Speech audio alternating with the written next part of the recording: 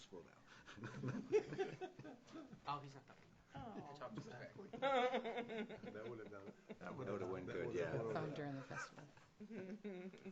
We'll invite him here next time. That's exactly, that's my thought, yeah. That's right, our turf. Hometown advantage. They weren't very nice. Come on, Red I can pay for the bridge.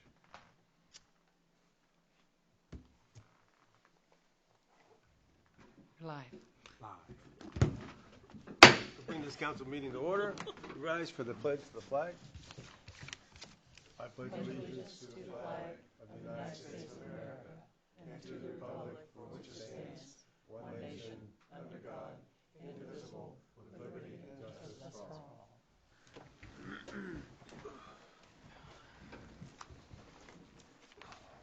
Roll call. Councillor Kane? Here. Councillor Fellows? Here. Councillor Keller? Here. Councillor Larochelle? Here? Councillor Lunt? Here. Councillor Moore? Here. Councillor Robichaud? Here. Next item. We have executive session per 1 MRSA Section 4056E, consultation with legal counsel, and per 1 MRSA Section 4056C, acquisition of real property or economic development. We can make one vote for both items. Make a motion to go into executive session? Second. All in favor? All right, We're it good. is 7:02. I'll turn off the camera. Are we going in there or are we going to Yeah, stay? because I need to use the conference room Okay. for. Y'all can stay because we're going to go into the conference room.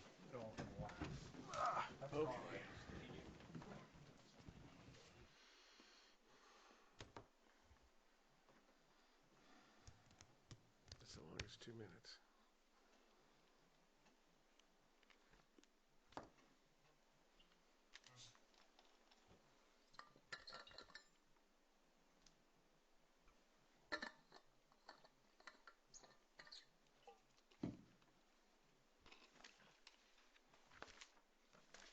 All right, we're back on the record.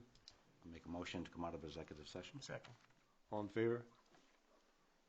Okay, order passes, vote 7-0. The time is 7:57. Our next item, I would like to take. Gary, you have to vote on the executive session now. Do you have a vote? Oh, I'm sorry. Would you like me to read? Yeah, I'll read the motion that we need to approve a $400,000 loan to Blue Ox Malt House, Blue Ox Realty, at 5% interest for a 5-year term with renewal not to exceed 15 years, and to authorize the town manager to complete the appropriate legal and documentation process to execute the transaction based on the revolving loan fund committee's review and unanimous recommendation. Make a motion to approve? A second. All in favor? Order passed, vote 7-0. All right. Mr. Chair, did you want to move the order of the... I would like to move the order of the public safety building findings discussion as our next item. All right. Do you have we have a speaker and presenter? Mm-hmm. Thank you. Appreciate that. It's up. You have the floor, sir. Okay. So my name is Andy Highland. I'm principal at Port City Architecture. You got your speaker all good for us here? There you go. Yep. There you go. All right. Is that better? Oh, yes. Yeah, I can hear it already. So again, my name's Andy Highland. I'm principal at Port City Architecture. With me is Curtis Robinson. He's also our associate at Port City Architecture. And Neil Courtney is municipal fire consultant that we do a lot of work with. So we were hired by the town not quite a year ago, I guess. It's been a little while. To really take a look at your fire and police needs and come up with kind of a feasibility study, kind of a phase one of what our recommendations are for the town. And we do this a lot, Port City. We've probably had, 30, public safety projects in the last, 5 or 7 years. It's mainly what we do. We're a Maine-based firm. Neil's done, I think, about hundreds of analysis of Maine municipalities, and what we do is Neil kind of takes a look. It's a two-prong approach at what your fire and needs are. What your apparatus, how much staffing, how you do business, and then we take a look at what do your facilities look like? Do they need updating? And then we move ahead with kind of a schematic design of what we recommend for the town, and how much it'll cost, and then that is a study that you would then can take to the bond and or votes, or there's there's grants out right now that you're in a good time for that. So with that we'll start. We did a very condensed version for you. We have a big study coming out Friday. We tried to condense this in this, kind of a small executive summary for you guys, so we didn't take a bunch of your time tonight. And I'm going to start with Neil, and he can talk to you about kind of his portion of it, which is just up on the boards here. You can look at mine if you want. So Neil Courtney, thanks. So I want to start off. Can you hear me all right? Okay, great. We started this about a year ago, and I just want to give some highlights about the fire department. That's my component. I know this is multifaceted with police and fire, but my focus is on the fire department. So the Lisbon Fire Department mission statement is that the fire department is dedicated to the protection of life and property and the mitigation of man-made and natural emergencies of the for the citizens of, businesses in, and the visitors to the town of Lisbon. And some of the highlights that I like to just kind of focus on in the initial phase here is what the town has accomplished and is working towards, and just bulleted statements. You allocated funds to conduct this study. You created 2 full-time firefighter positions, established 1 per diem position, ordered an ambulance using ARPA money. Through referendum, funding was approved for the purchase of 2 new pumpers, streamlining the fleet of apparatus with the eventual elimination of the heavy rescue, preparing for the implementation of emergency ambulance transport service, contemplating the construction of a new public safety facility, advancing the transformation of the 2 fire companies into a cohesive department, continuing to monitor and address the decline of the on-call firefighter conundrum, ensuring the safety, health, and welfare of fire department personnel, collaborating with neighboring jurisdictions in public safety service enhancement. That's just an encapsulation of what I encountered during the phase of the project. And certainly the new budgets come out and even more steps have taken place. But I just thought wanted to just bring this up to everybody's attention first and foremost. So we'll start with staffing. And with interviews and looking at source documents, and I'll read this passage from the report that you will be getting. According to source documents reviewed for this project, it was learned that in 1993 there were approximately 70 firefighters in the town of Lisbon. The number of on-call firefighters in Lisbon is showing a steady decline. In 2017, there were 47 members on the roster. As the years progressed, that number has dwindled down to 37, which was in 2020. And in early January, that roster revealed just 31 active personnel, which includes the 2 full-time firefighters and the fire chief. This phenomenon is rampant throughout the public safety sector, and I just wanted to kind of give a focus on that. So where do we go? The staffing.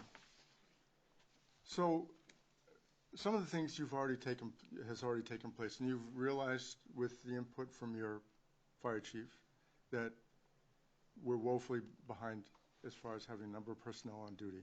So you hired 2, made a 2 career positions, added a per diem position so you'd have at least 3 people on during the day. You've upped the ante a little higher this year, doubling that. And where does it go from here? Well, we can't really recommend anything as far as 24/7 coverage is concerned at this juncture because you don't have the facility to house them. And you're fully aware of that. But I think this is all about emphasizing the needs here more than anything. So that is going to be for the future. And perhaps next year, additional personnel will be hired. Probably, in my estimation, the per diem system is very dynamic. It's constantly moving. It's a headache for a lot of managers in this business to try to keep per diem people in place. And a lot of fire departments are saying, you know what, we've tried that system. It worked okay for a while. It's starting to be, it fluctuates. It's not very steady. So let's move on to the next phase, which is per diems, full-time people from per diems. And perhaps next year you'll cross that bridge again when you come to budget deliberations. But also at that same time that you look at hiring full-time people, you don't want to leave your call department in the breakdown lane. And how do we manage that? How do we entice people to come into the department? Well, a new facility is a big piece of that.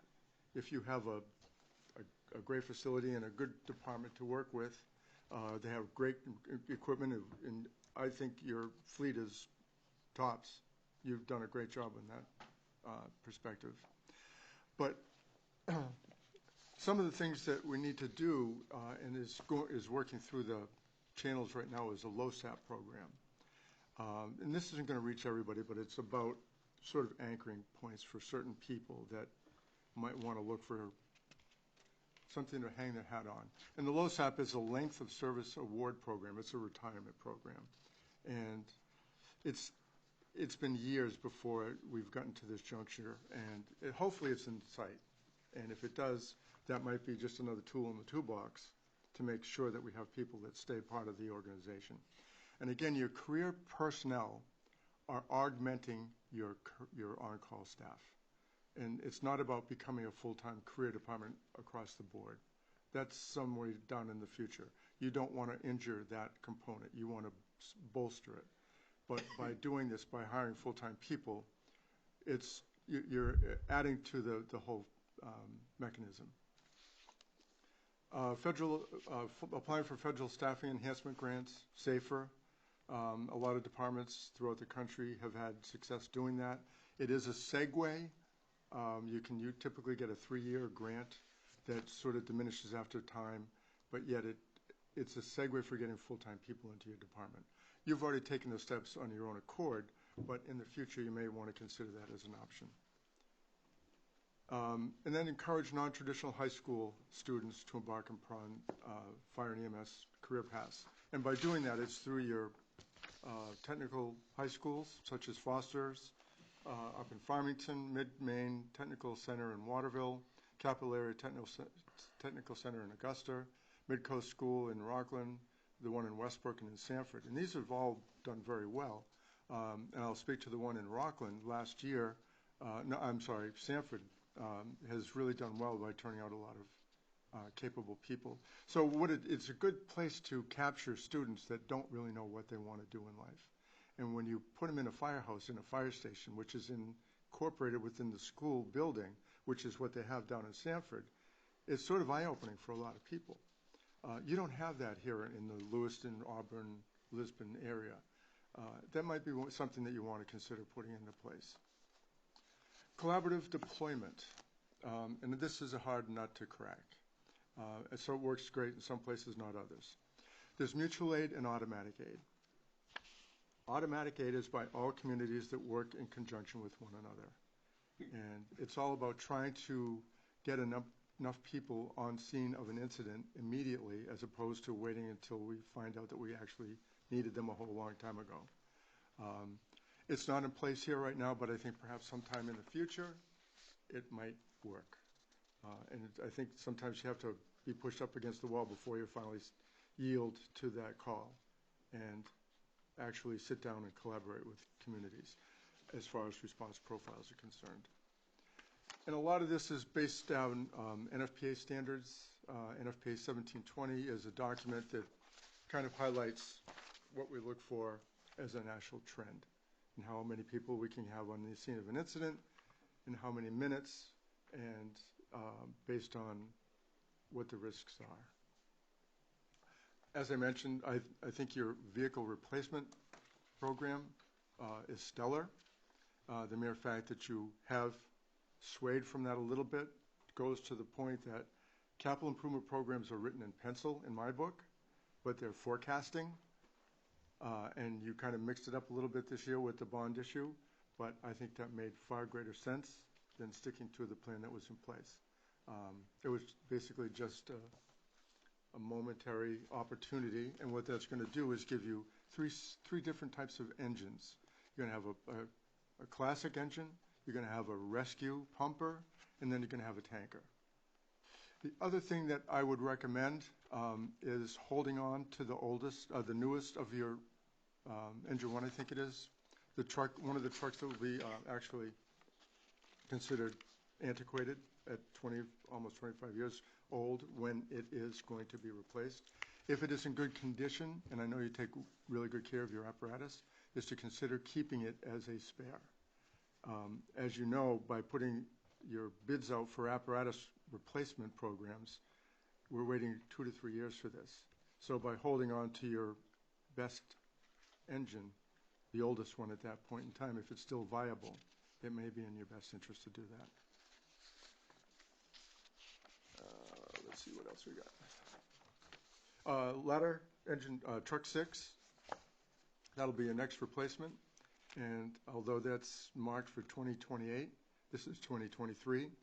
Those conversations should probably begin in the next couple of years. Because if it's a 3-year wait period now for the situation we're in right now, when 2028 comes in, what are we going to be looking at that time for vehicle replacement? And the replacement of taking Rescue 10, the heavy rescue, out of service and making it a rescue pumper in its place, I think is a logical decision for the town of Lisbon. So getting to the big issue here is, what about fixed facilities? The opportunity to construct a single modern fire rescue facility should prove to be a beneficial undertaking for the town of Lisbon and the community it protects.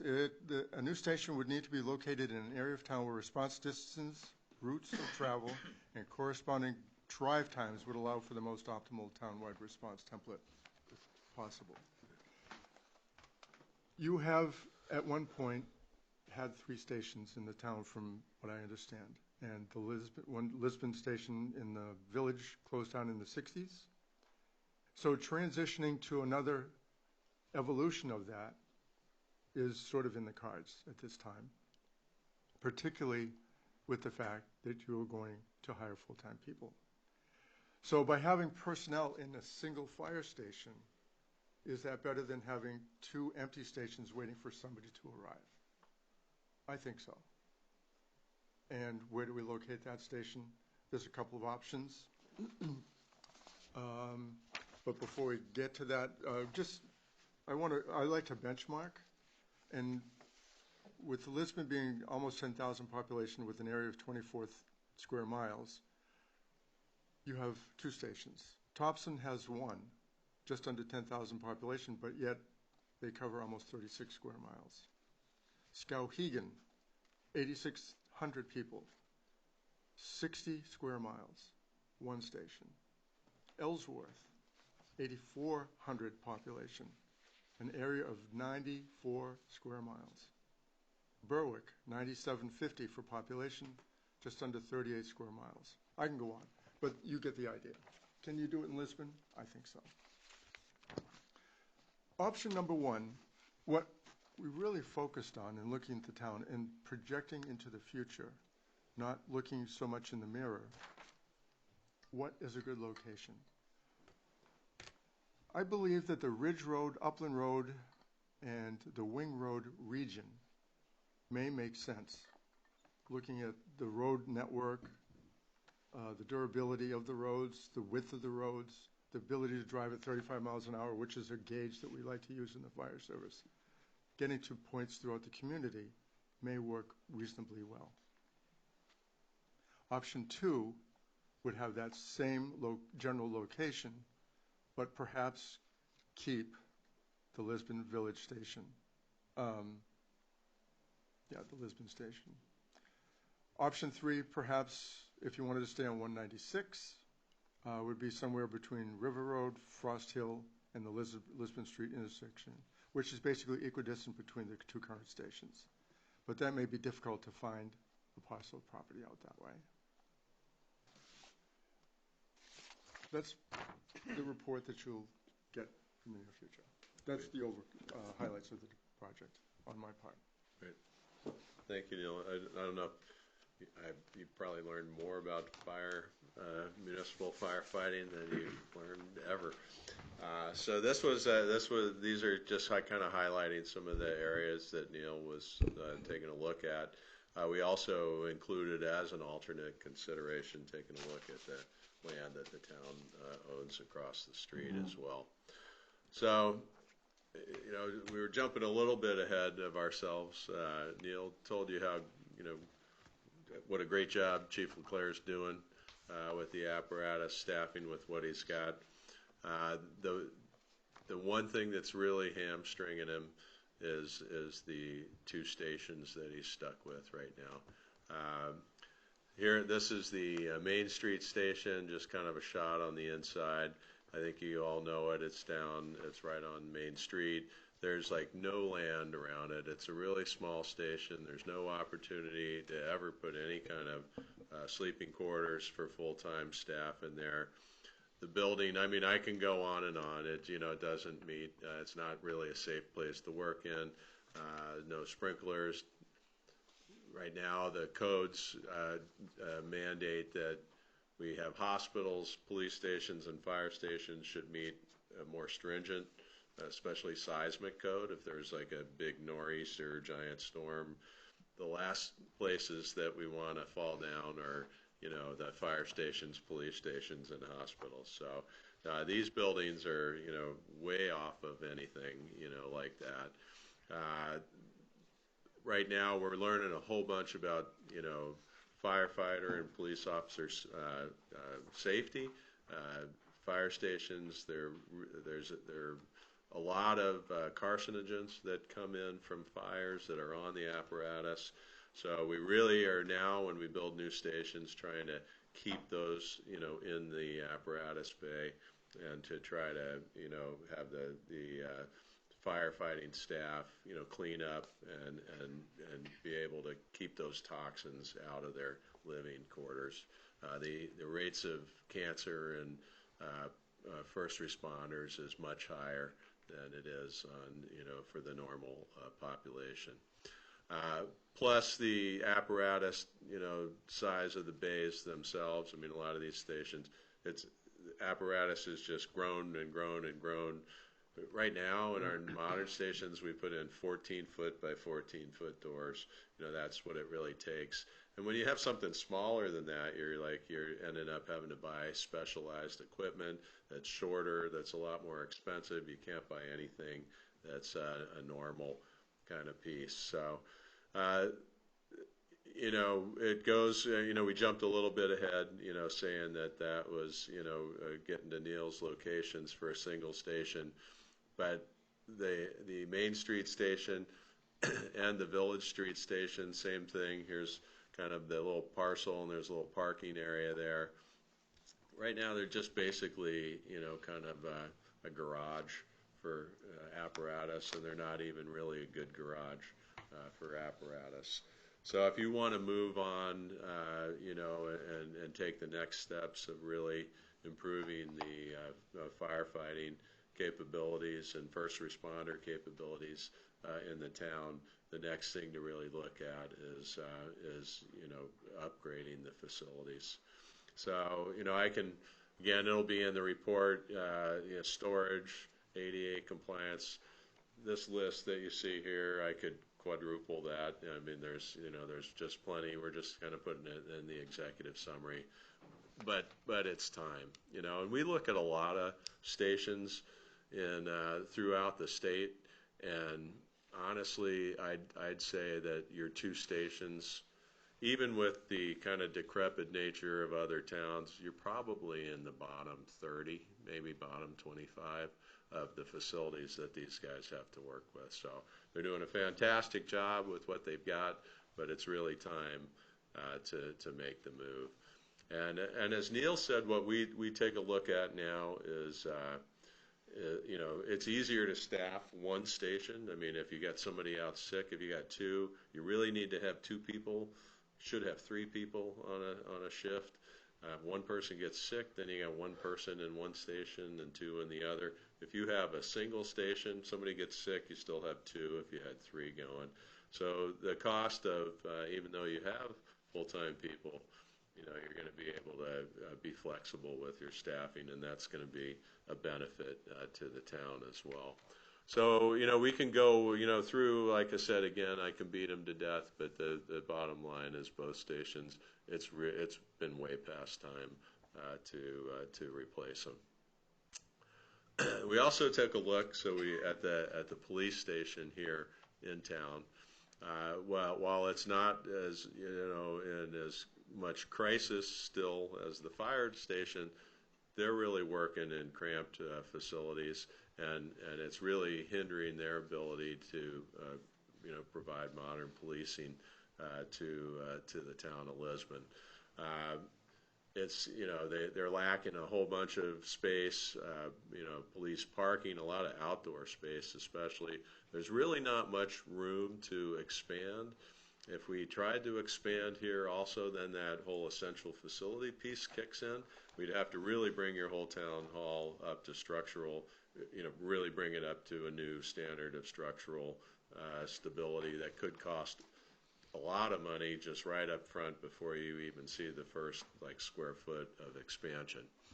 The department's growing a lot, and the town is growing. The town hall's growing.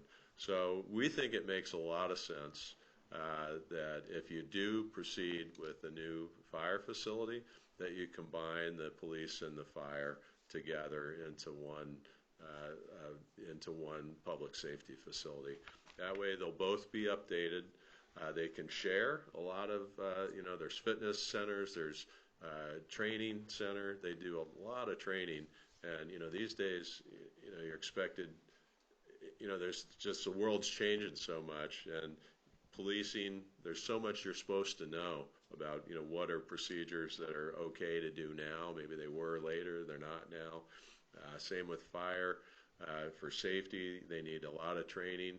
And, you know, so they can share that space. It can become an emergency operations center if you know, there's a, you know, and we know climate change is here. I mean, there could be some major nor'easter happen. So that whole same facility could be kind of a base of operations to kind of be able to, you know, provide public safety to the town and communicate with Public Works and the whole 9 yards. So. It makes a lot of sense putting them together. I know it's a bigger nut to swallow in the end because, you know, it's a lot of money now. But the other piece that's going to give you is if the police vacate, it's going to give your town hall space to grow. And it makes a lot more sense, I think, having your town hall growing in the building that you're existing in and having police and fire you know, move out together. So how do we take a look at, you know, what your needs are? Oh, maybe, there we go. It was just delayed. So we started with a space program. So we just interviewed the police and fire departments just from scratch. We kind of take a look at other towns that, you know, we've interviewed as well, kind of what, you know, what modern policing, what modern firefighting, what space needs you have. And before we put any kind of pen to paper, we took a look at, you know, what your space needs are. So you probably, I mean, it's probably difficult to read, but I think it's difficult for me to read. 16,000 square feet, again, in the fire station, and about 8, I think, in the police. And then there was another 4,500 square feet of shared space that, If you did separate facilities, they'd probably each need some portion of that, so it'd be even more to go in a separate facility. So this is just a graphic, of what the existing fire station has right now, and really kind of where your space needs are. Both the police and the fire, you're probably looking, to move you into the future, probably almost double the spaces that they have right now. And we were talking on the way here. Even though sometimes it seems like, wow, that's a lot of space, in all my years of working and coming back to a facility 3 or 5 years later, I've never had anybody say like, wow, it was a great job, but we probably didn't need all that space. I've always come back in 3 to 5 years, and they're like, it was a great job. I wish we had built it a little bit bigger. And that's just kind of the way it goes, and we're always struggling with budgets, I get it, but, we're really kind of thinking for the future is going to save the town money over time. And just in the building of this building, I know that they kind of took the basement out, which would have probably prolonged the life of the police department, because one of their big needs is storage. They could have really expanded there.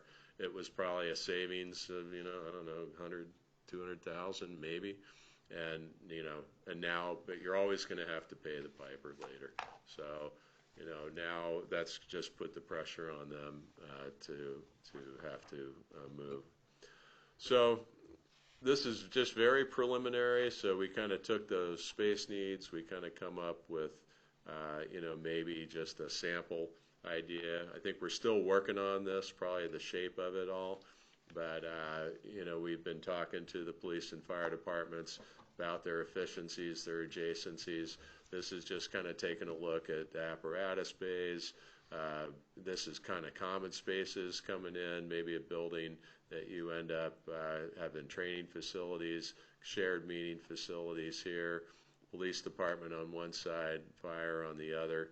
We looked at, it's a big footprint. We looked at 2 stories. It's just like it wasn't working out so much. We were actually getting into more space. This is just hovering around 30,000 square feet.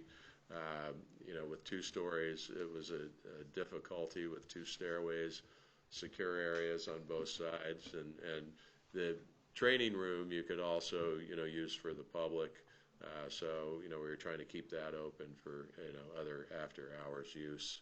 So this is, kind of our first pass at it. If we don't have a site, but, just kind of taking a look at, what we might, how we might envision this. You really want to keep your apparatus kind of separated, so the public's not pulling in your car when an ambulance or a tanker's pulling out. What it might be, kind of a front facade here, police parking on one side. So we're working with them right now, just kind of on adjacencies and so on. And like I said, as we kind of drew this site up, we're like, yeah, maybe we can fold those wings in a little bit. It created a little more site. So it's still a work in progress. The study's still kind of a work in progress. We wanted to give you guys kind of an early view of it. It's coming out, next week. But to kind of get, let you start to understand what, we're going to pull forward, and if there's, revisions or things that you guys, would like us to take a look at, it's still time, for us to make any kind of revisions that the council would like to do. So this is the tough slide. When did we do Yarmouth? I guess like 3 years ago. So we always look at it in total project cost, not just the cost of construction, because you need furniture, you need surveys, you need our architecture and engineering fees, cameras, everything. So we look at it as a complete project. 3 years ago it was about $300 a square foot. That was Yarmouth Public Safety Building that we did. It's right now we're doing Augusta Police Station. It's over like $550, so it's around $500-ish now. It's gone up quite a bit. I know, again, I said it's a tough nut to swallow, but it's not coming down. It's leveled off the last 6 months. We think it'll probably maintain. It just went up hugely in COVID. At one, November to April, I think it was a year ago, it went up 30% construction costs. So it was a crazy time for a while. It seems to be getting better. But that's, looking at, under 15 million. And, we're open if that's, something that this is what we think we're recommending that you do. I know, like I said, it's a big piece. There's options if that's out of the towns, what your desires are. We can phase things. We can take a look at, bringing things down a bit. But again, that's really, to do it right would be looking at that number. So finally, I guess, what's next? Securing a site. So taking, ideally, in one of those areas that Neil identified, the option 1, option 2, those will give you good response times throughout the entire community in a single facility. We just got to find a piece there. We did look across the street because, it's preferable if we can get town-owned land. We just couldn't make it. It falls off from the road already, and then it's just not enough land before it steeply falls off into the stream back there. We tried 6 ways to Sunday to put a building there, and it just wasn't going to fit. So that one's kind of off the table. So those kind of 2 areas in town that are identified in Neil's portion is where we'd recommend you start looking. Once you secure a site, then securing funding. So obviously there could be a portion of bond there. We'll help you with this. There's grants out right now that we've helped other communities get. There's the infrastructure bill, federal infrastructure bill, that's going to come out again the second round next March. We've helped other municipalities fill out those forms to get $2 million toward the project. There's a multitude of ways, but I think that should be, there's FEMA grants, earmarked money. So I think, we should be looking at that, getting the site, looking at ways to fund it, what's going to work for the town. And then after that comes, final design and construction and moving on your way. So, we wanted to all commend Lisbon on, what you've done. You've done a really good job moving this forward, taking care of your departments. We think this is the next step. We know it's a really big step, but it's really what's going to move you into the future. You're a growing town. You're not getting any smaller, and this would benefit not only your fire and your police, but also the town hall operations. So that's our kind of executive summary of what you're going to see in the study next week. And we're open to any of us if you got questions. We're happy to do our best to answer. Discussion? Go ahead, Ray. I got one. So this is good. As you say, Lisbon's growing. So what's the expectancy of this building where it will actually outgrow it? I mean, you say you can never build it big enough, right? 10 years from now. We honestly try, I know it's a long way out there, but it actually seems, we try for 50 years. So 50? Yeah. And, and I guess 20, 30 years ago when I was working, that seemed like forever away. Now that, I'm 60s, 30 years doesn't seem that much anymore, or 50 years doesn't seem that much. So, we've done it in a number of different ways. So if you look, there's the bunk rooms. You're trying to, we do individual bunk rooms. Again, there's, looking at gender, it's just easier to have single bunk rooms. Each one's got 4 individual closets in it. So you're really trying to have at least one bunk room for every 4 people on staff, so everybody keeps their own piece on it. So we're looking, getting enough of that, getting enough lockers for the police, exterior area. That's another piece that's just really lacking here for the police. They need impound area, they need parking, they need secure, outdoor area. A new site would, give everybody, a major plus to do business. But yeah, the short answer is like 50 years, and that's, I think, a reasonable amount. I mean, how long have the fire Well over I 50 mean, years, yeah. it's very, it is very reasonable. I mean, I was glad to hear 50, right? Yeah, I mean, yeah.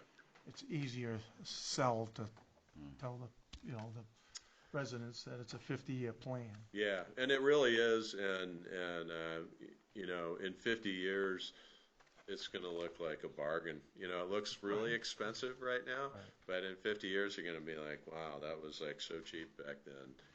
Why did we, it's just like any time you're looking at buying real estate, it seems really expensive now, and I'm like, I'm sure glad I bought my house when I did.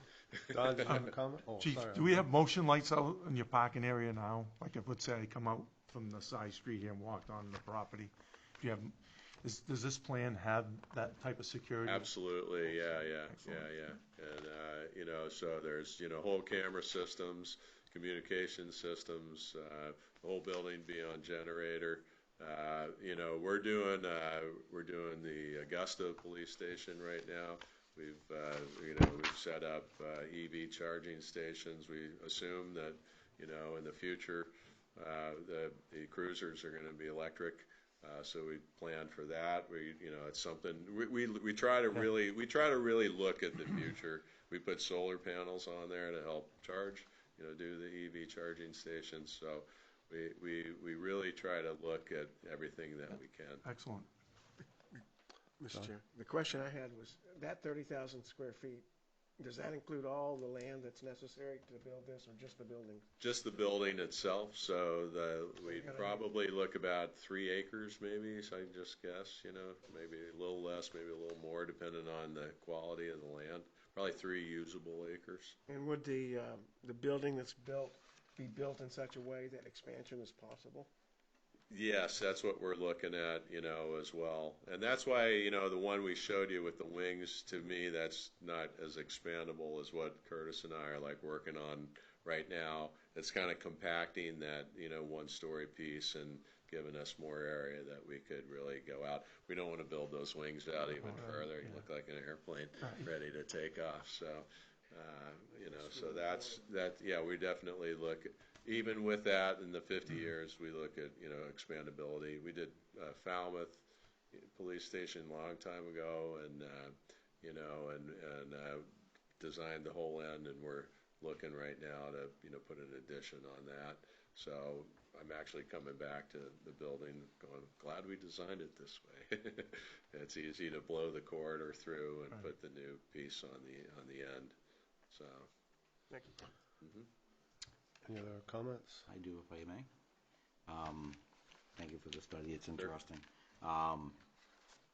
One thing that I was kind of hoping for, but I'm not sure if the study's going to provide, is the idea of just a cost analysis of what it's actually costing to operate 2 separate stations now for heat and electrical upkeep, and what the new facility would actually kind of look like with the efficiencies that you put in place, whether it would actually somewhat be,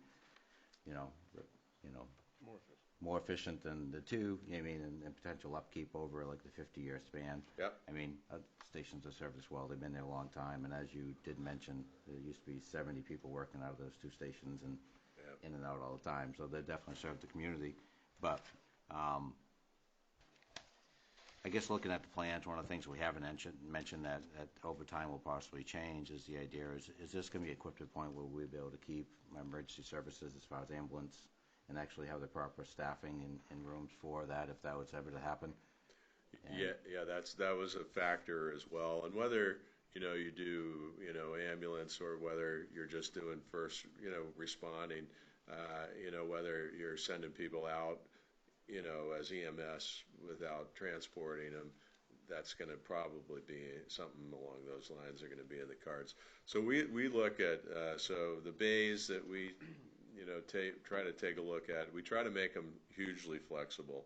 So ideally, drive-through bay that's about 84 feet long, will get like, 2 regular apparatus end to end, maybe some smaller pieces with the truck or a small, kind of road gear or boat in between. It can be, accommodate the ladder trucks.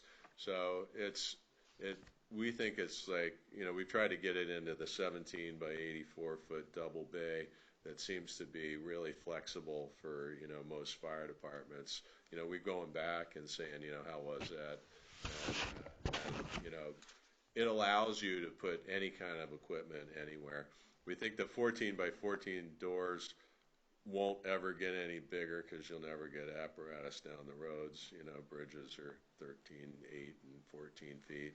So, we think that's, we hope they don't get any bigger than apparatus. Something wider than 9 feet on the road can be. Yeah, there's road You get that to a restrictions. 14-foot door, you get a problem, right? Yeah, right. Well, the other thing I learned years ago was, how many stations have been crashed into by, first-time volunteers parking a ladder truck.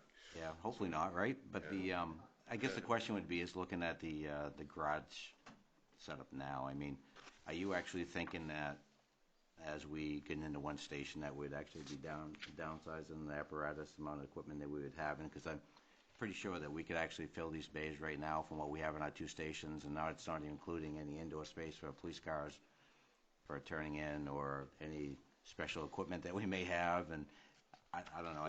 I see the garage space is me when I look at a facility. The garage space has to be a lot bigger than the housing part of it. But Right. maybe Chief can actually talk on that, on how maybe we get more efficient and have less apparatus. So when we sat down and went over Could you the- identify yourself, sir? For the record? Yeah, Chief Leclerc Fire Department. So when we sat down and discussed the space needs, and we looked at, okay, how many bays do we want? How many bunk rooms do we need?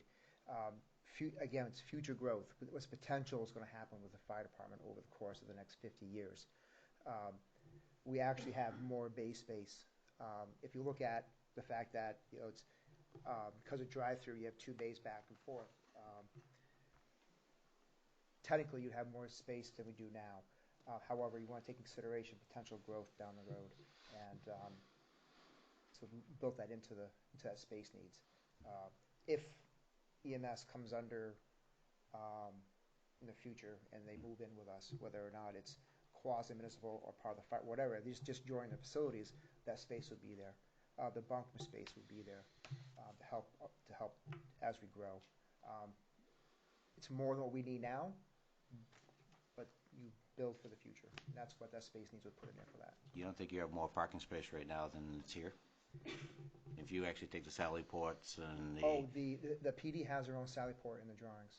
They do, okay, At the so on the very back end. side? Yeah. On the other side? Right. Yeah. Gotcha. And that sally port is, I think, 3 bays Yeah. for the sally port. So Bigger it's than gonna 7-foot doors, I hope? Yeah, 10, yeah. be- Those are We should be 10, able to get 10 the by car in 10. without hitting the doors. Thank you. Perfect, thank you. I was just curious, it just seems like if we're looking long-term, I just didn't know if there's enough space, because for the equipment we have right now, it seems that we would actually fill these, especially pull-through bays where Right. you actually have to have an open bay to pull vehicle back in, right? Yeah, I mean, a lot of times, even though they're drive-through, you're probably going to face apparatus out both directions. Means you're backing in? Yeah, well, or you'll pull in and then somebody will back in. Yeah, I mean, it kind of defeats the whole purpose, right? Yeah. But- Well, it's the flexibility of it. So again, I understand, yeah. I think it's the most flexible way to go. And I can also tell you that you're with other, we look at it like Neil does with other similar sized towns with modern, new stations. You're really this would be commensurate. You're not way under or way over by any means. That's fine. I just and what other make sure that towns are doing. we're planning. It would be nice if we could, have, some of those numbers as far as for cost efficiencies of what we're actually spending now, which those numbers are pretty easy to attain. But, Yeah. You've done enough of these, you must be able to go back and look and see what the Yeah, cost that's we can go back to information that we've done on really recent projects. One of the things that again, and it's good you brought that up because we're very attentive to the fact that at some point this bond's going to be paid off. That's all going to be in the history, but you're still going to be heating this building forever. or for 50 50 years. years, at least 50 years. And so, we look at a lot of the low-hanging fruit, I'll call it. So we spray foam, the buildings. We super insulate every building we've done. When we were doing Yarmouth, it was in the middle of the winter. The building had just been done. No heat, nothing in it yet, and there were guys working in shirt sleeves because, it does such a good job in retaining, heat and cool in the summer and heat in the winter.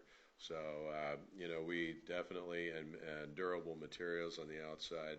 We know most municipalities aren't the best. There's so many pulls on your budget that, redoing, a shingle roof on a building and, doing capital improvements and redoing the windows, those usually fall further down on the list. So we're really trying to put in materials that'll last, maybe not the 50 years, but 30 years, as well. How much would it cost to put a firing range basement for the police? A lot. A lot. Yeah. I've got one. It's that is- it's not the firing range itself, and we've toyed with it, but it's the it's the ventilation. And Westbrook built they built a basement in there, and they've never operated it. It's just a big storage building. So it's just, and I'm sure safety regulations and so on, and Anything else from the mainly council? ventilating. I have one more comment, if I may, quick. It may be on the drawing, I may not seen it, but one of the things I do know is we kind of like to preserve our history, and we actually have some old apparatus that we actually usually is the last thought for everything, and it's usually put in the worst of places and usually shuffled around. Is there any possibility that this actually footprint could be made to a place to store those properly and actually maybe have for people to actually go and look at?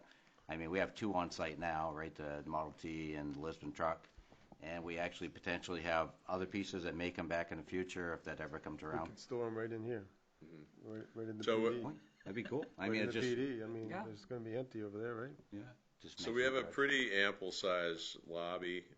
That's something else that we've done it in other stations. Just a Berwick. thought, that's all. Most all the stations that we've done have some sort of, well, you got a trophy case thing, and you also a lot of them have the old, apparatus and. We've just stored them in some hand pretty pumpers. rickety buildings at times, that's all, so, Okay. thank you. Anything else from council? At this point, I'm going to open up. It's unusual, but anybody in the audience, because I want to let these guys go so they don't have to sit through. Anybody have any comments from the audience or questions or anything? If not, then we'll move on. Okay, Great. Thank you so much, You're welcome. everybody. Thank you. It was a pleasure. appreciate it. And we're going to just do our thing, so y'all are welcome to head out.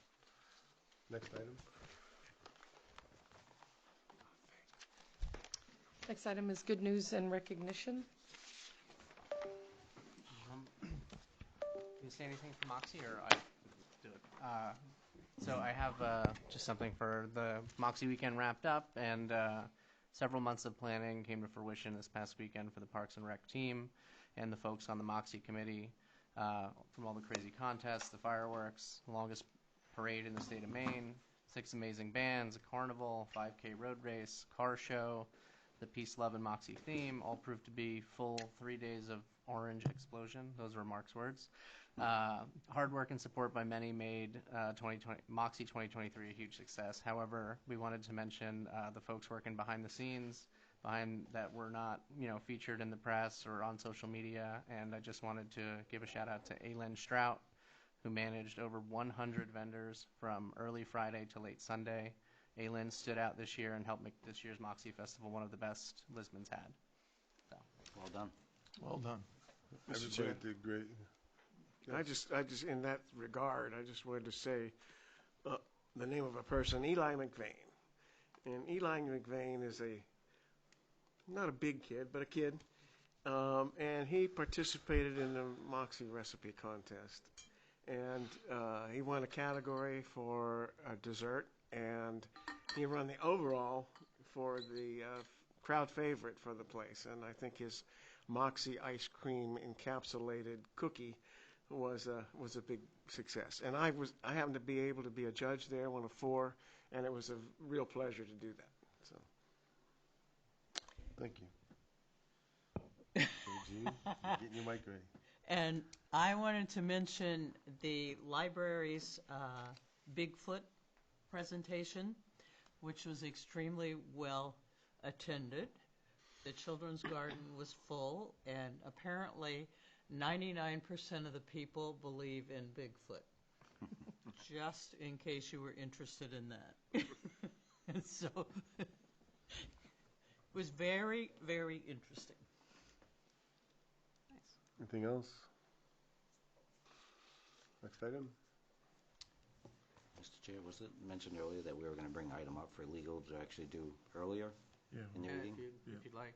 I mean, that's, For what? I know it was mentioned, that's yeah, all. it was. Get legal out of here. Oh. Get the lawyers out of here. Is that, Remote meeting policy discussion. Yeah, we may own the law firm. Yeah, it's just a recommendation, I know it's, So you want to take the remote meeting policy out of order? that'd be my recommendation. Okay. Lisa, we're going to be taking other business, item A, up now, out of order. got it? So I'll kick it off. So this one's gone back and forth. There was some changes to the working rules introduced a couple months ago. And I just kind of wanted to do this in open session so we could get consensus before we have staff go back and rework the policy. So I know Councilor Fellows had some recommendations, and Kristen's here to kind of just work through so we can kind of get that, our marching orders and our consensus so we can rework the policy for y'all. What we currently have as amended, I'm not thinking that we need to amend anything that the working rules included as far as meeting attendance goes. But we do need to integrate it in a way that it makes sense to have a remote meeting policy that covers not just the council, but covers other bodies that don't have a remote meeting policy. And I think we have to do an ordinance to that. I'm not absolutely sure. We talked about, Kristen and I talked about policies and about ordinances, so I'm not sure exactly which way it needs to go. But I think it needs to be modified and integrated in such a way that makes sense in our documents. And as it is now, it's actually appears to be in conflict with itself. So I'm just recommending that we give it an overall good look with the indication of that we really don't want to change what we're doing. We just want it to make it look right and to cover other boards. That's my take on it. I don't know if Kristen, you have anything to add to this? Hi, Kristen Collins, Town Attorney. I would just ask, in terms of the inconsistency, exactly what you're referring to, so that we can. Well, I think I forwarded it all to you where it is. But if you look in the documents, we have working rules, and then we have an attached remote meeting policy that is totally not included in there. It's part of the working rules, but it's not. And then we have another paragraph down there that covers a situation where we would want a remote meeting, and it just doesn't read well if you look at all that. All right. I looked at, so the version of the remote meeting policy that's in the packet for tonight was my attempt to create some interplay between the working rules and the remote meeting policy, which is just to say that although you are able to attend by remote means and we've set up a structure to accomplish that, that doesn't necessarily excuse you from meetings, from attending those meetings in person.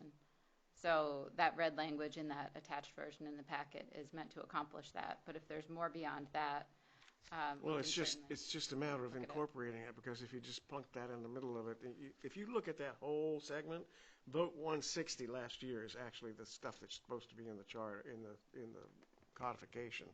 Vote 160, I think, is what you have here, and you modified it, but it needs to be the whole thing just incorporated with it, blended together. Let me put it that way. I can't say it really well. I've dug into the details in what I wrote, but I mean, we have a remote meeting policy that it covers the council. Right. And all the other departments have the opportunity to say, we accept the council's remote policy for our purposes. So we have a remote policy that was born out of COVID, and I think that's sufficient. The remote policy itself is sufficient. I don't think that needs to be changed. We don't have to change it, but the state has changed. But let me remote meeting finish. policy. I'm sorry. And I think that covers, it covered the outbreak with COVID, I think sufficiently. And I think that to sort of change that now, and again, I'm not sure whether that's meant to be changed or not in your answer, but it seems to me that if we do have another outbreak of COVID, which is possible to happen, and we've changed that to whatever the state is, and the state changes their language, then we have to go back and revisit this again. So I think it's sufficient on its own now. We don't need it because we don't have the COVID issue right now, but if it comes back, we won't have to mess with it again. We won't have to reinstate it again, in other words, or rebuild it again.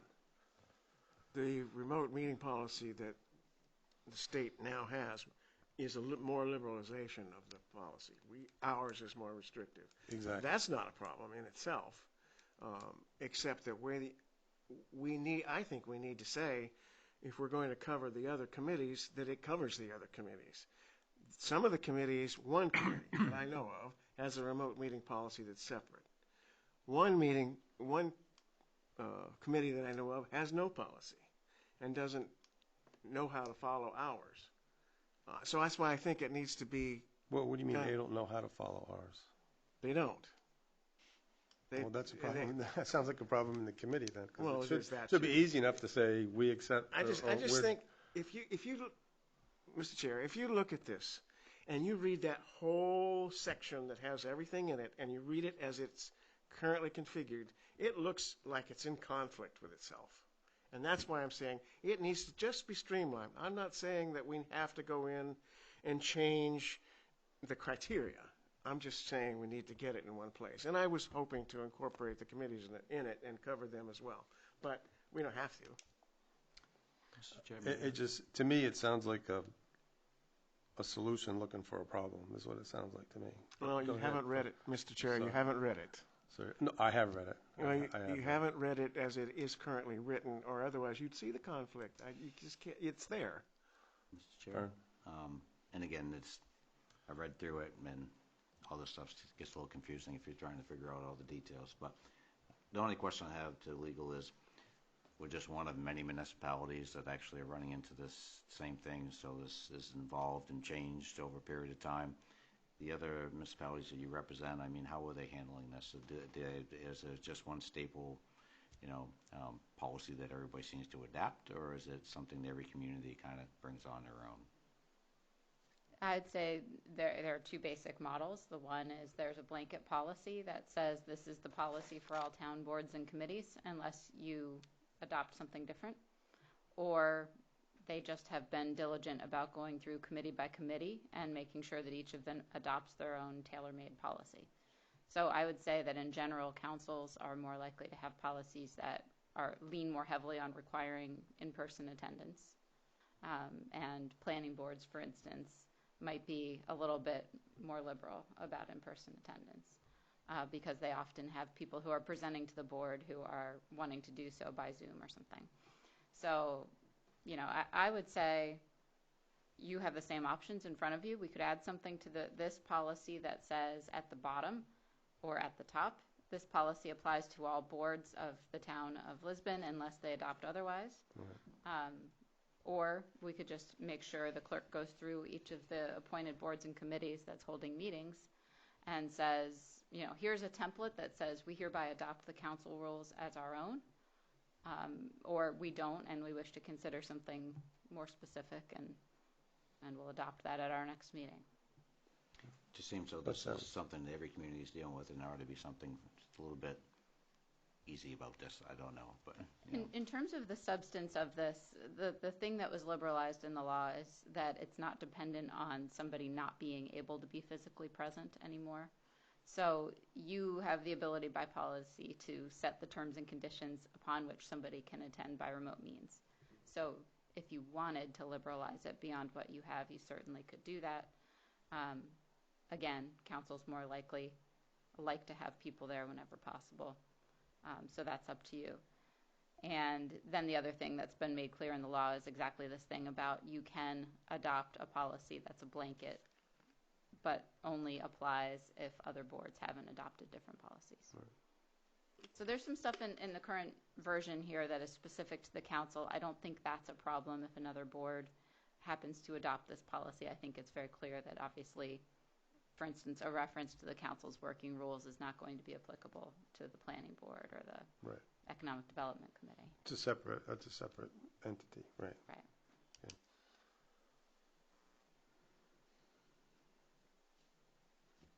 Thank you. Is there any other discussion?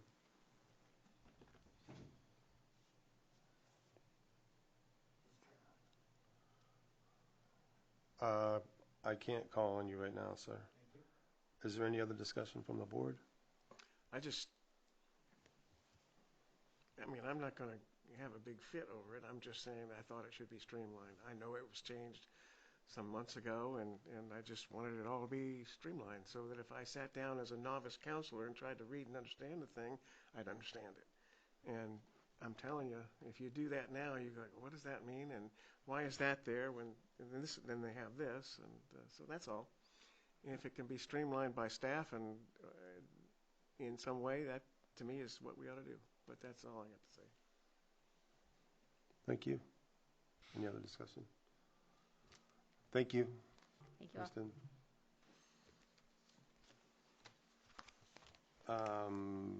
There's no vote or anything on this, so we just go to the next item. Public hearings.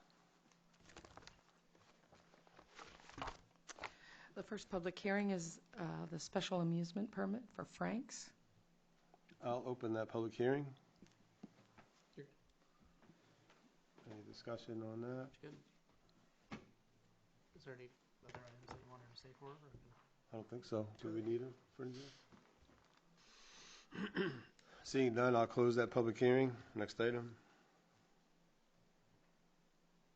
Food truck, which is an itinerant vendor and victualers licenses for LA Taco and also for Alabama Barbecue. I'll open that public hearing. Seeing no discussion, I'll close that public hearing. Next item. An ordinance amendment for Chapter 2 Administration, Article 2 Town Council, Section 2-33 Compensation. I will open that public hearing. Thank you, sir. Yep. Alan Ward, Lisbon Falls, Plummer Street. Good evening. I'm here tonight to speak against item 2023-139, increasing the town council compensation from $1,500 to $2,000 and $1,800 to $2,400 for council chair, as presented in this agenda packet. I had a much longer statement prepared for tonight. You can thank Mrs. Ward for her advice, or you can blame Larry Fillmore for me showing up. I know he would be here if he could. As a former town councilor, one of the hardest things is to leave this behind and not to be the guy who stops you in Food City with the solutions to any given topic. Rest assured, social media has it all figured out. We can close town hall. But I can't do that. I need to tell each of you, I found the June 20th first reading discussion of this item troubling when council unanimously approved passage of an item that appeared to directly benefit this seated council, leaving the public with a perceived conflict of interest. Justification based on inflation or cost per meeting seems selfish without full context. When the soundbite from the June 21st Sun Journal reported a 15% increase or $300 increase on a $200,000 home and increased the dump pass to $52 a year for the FY24 budget at the same meeting. I feel this all could have been avoided by reinforcing two things the council used to require for all meetings. Requiring the town manager and staff to research Lisbon's charter and code of ordinances content thoroughly before presenting to council. Relating to tonight's item, Lisbon Code of Ordinance, Section 203, compensation, reads as follows. Except as provided in Article X, the council may determine the annual salary of councilors by ordinance, but no such ordinance increasing the salary of members of the town council shall take effect during the then current fiscal year. My reading of this says that the increase being considered by the council tonight cannot take effect until FY25, a year from now, to protect you from a perceived conflict of interest. Council could have even gone further by setting the compensation for all committees as is their purview spelled out in the Code of Ordinances, or by appointing a chartered commission to make future recommendations to voters for proposed changes, both with a further insulated you from a perceived conflict of interest. Number two, requiring the town manager and staff to include all materials for a topic into the meeting agenda packet content issued any given Friday morning before any meeting. This would include all submitted bids, staff recommendations, presentations, and ordinance or other content given to council. Relating to tonight's item, none of Section 203 compensation content was either in the June 20th or tonight's meeting agenda packet. The only thing there is a 6-line item summarized by our town manager. From someone who watches each of your meetings, in my opinion, the council meeting's agenda packet content from this last session has been lacking, and council is allowing for open mic embarrassment by not allowing staff to be known what's said before they speak. I bring this up tonight as I believe there is room for improvement for council meetings to both allow you both spend more time on your priorities for the coming session and to allow the members of the public to feel heard no matter which side of a topic that they are on. I thank you for your time tonight and respectfully request the council reconsider item 2023 139, increase in the compensation for town council.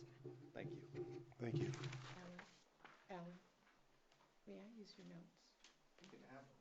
Thank you. Thank you. Any other discussion? I'll close that public hearing. Next item.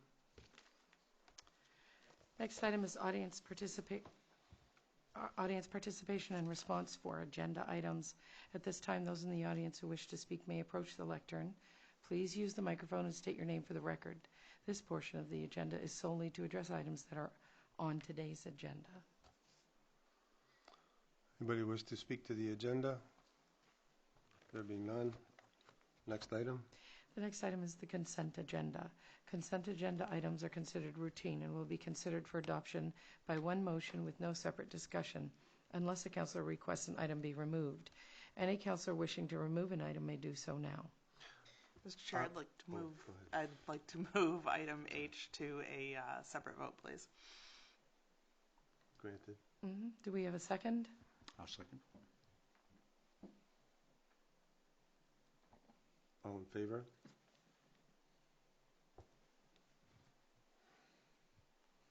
All right, order passed, vote 7-0. We'll move H down. So the order 2023-138 is to approve the municipal accounts payable warrants, $671,270.81. Municipal payroll warrants, $331,184.40. The school accounts payable warrants, $269,885.26. School payroll warrants, $783,279.06. To approve the minutes of June 20th, 2023, a special amusement permit, liquor license, and on-premise liquor extension for Frank's, food truck licenses for LA Taco and Alabama Barbecue, and to set a public hearing for August 15 for victualler's license for Tide to Table and an itinerant vendor license for Crystal Martin. I'll make a motion to approve. A second. All in favor? Order passed, vote 7-0.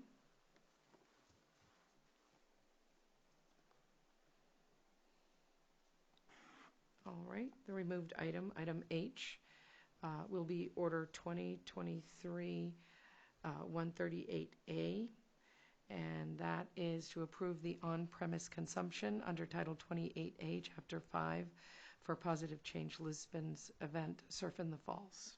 Mr. Chair, may I get clarification? Sure. Should just ask a request of the clerk. I am do represent, not represent, but actually participate in one of these groups. Should I abstain also? If No you, financial gain by any means, but it just says. there's no financial gain, so I'm going to assume that the reason Councillor Kane asked for it to be removed is so that she can abstain because she does have a financial interest. But if you don't have a financial interest and if you don't feel that it's a conflict and you don't, from where I sit, I don't see a conflict, but if any of you feel like there might be a conflict of interest, there has to be an actual conflict in order to abstain. I just want a clarification, just so there's no actually misunderstandings, that's all. So, I mean, if you feel If you perceive a conflict, you can abstain. Yeah. We don't have to say whether there is or isn't, but if you Yeah. think there is, that's up to you. It's fine. Yeah, usually it's a financial or family conflict, but I feel in this case, I will, just for the sake of making Okay. sure there's no other concerns. I feel there's enough. Any other discussion? and Councillor Kane will abstain. Correct.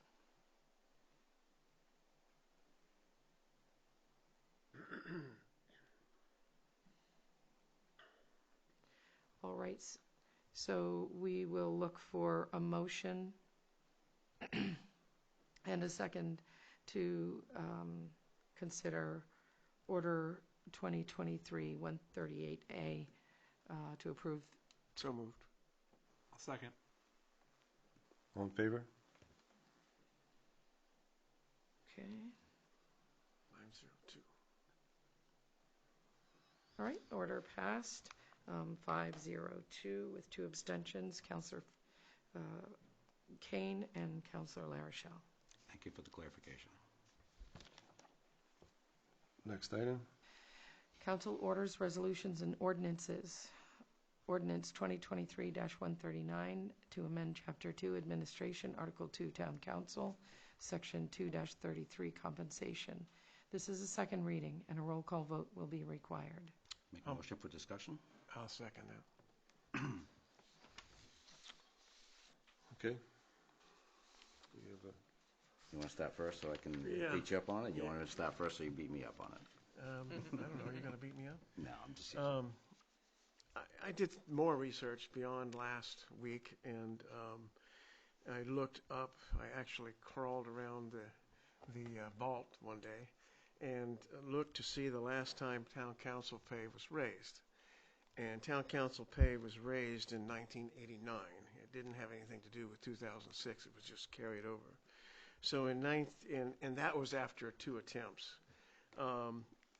So just for grins, I went to my buddy Bard and looked for the inflation rate again, which turns out to be something like 84.7%, which if you just went by inflation alone and raised town council pay, you'd be raising it to $27.70 and $33.25, which, so that's one thing.